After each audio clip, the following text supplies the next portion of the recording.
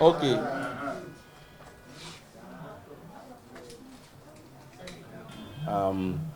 Interestingly, I'm one of the few senatorial candidates that have already made clear and open my agenda for my constituents.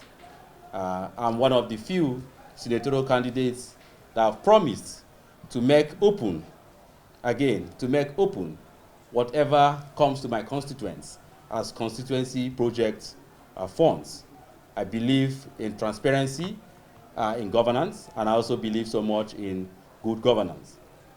In other words, I will be the first senator that will engage my community leaders and let them know what comes to them as constituency project funds, involve them in planning whatever we get from the federal government and seeing that value, that democratic dividends gets to my people. Already, again, we have put together robust programs that will ensure that every Nigerian from my senatorial district enjoys the dividends of democracy. Thank you. Thank you, Mr. Chinedu. Interestingly, my inspiration and the motivation to run actually comes from the grassroots. The average age of a Nigerian is 18. So what that means is that we have the major age demography in my age group. So what I do today is to mobilize them, to let them know that it's not about the money, the handouts they give out, but their conscience and their futures.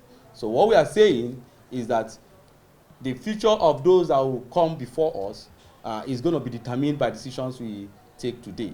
And I'm happy to tell you that I've seen an unprecedented followership from youths paying little monies to say, go ahead, go represent us. We want to see change going forward.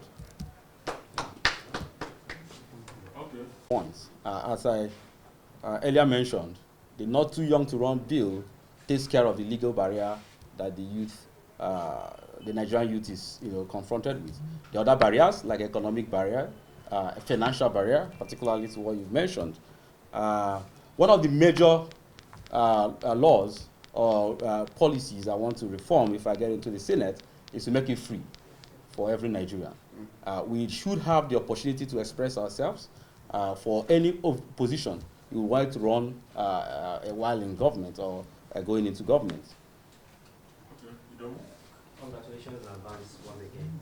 Discuss that during our state national state working committee meeting 2 days ago, and I'm happy to tell you that Abia State APC adopted a direct primary system, which, as we all know, will enshrine internal democracy. It will allow the party members, card-carrying members, to decide who will rule for them, who will go for them, who will represent them in the Senate. So we are going with the direct primary system. Okay, maybe I take the last question. Strategy that has been fully worked out. We are only waiting to grasp the ticket and we'll start implementing. We have a door-to-door campaign strategy where youths have already started volunteering in their numbers to wear our uniforms, go to doors. Our plan is to make sure that every door in Abia South Senatorial District is knocked and our message of hope is passed on and shared.